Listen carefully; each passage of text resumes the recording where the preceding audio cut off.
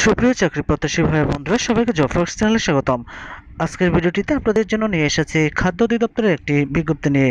বিষয়, খাদ্য অধিদপ্তরের 22 ক্যাটাগরি 1377টি শূন্য পদ পূরণের লক্ষ্যে নিয়োগ পরীক্ষা গ্রহণের নিমিত্তে পরীক্ষা কেন্দ্রভিত্তিক আসন বিন্যাসের তথ্য প্রেরণ।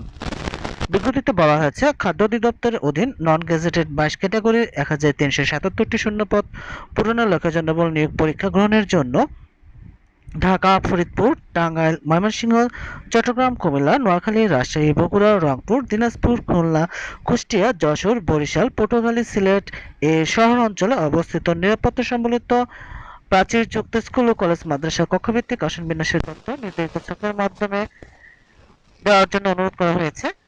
এ থেকে বোঝা যাচ্ছে যে আগামী অল্প কিছুদিনের মধ্যে হয়তোবা খাদ্য অধিদপ্তর নিয়োগ পরীক্ষার সময়সূচি ঘোষিত হতে পারে এবং পরীক্ষাটি অনুষ্ঠিত হতে পারে।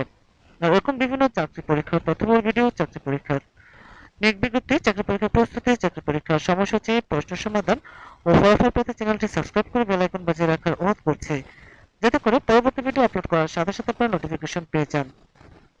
ধন্যবাদ সবাইকে।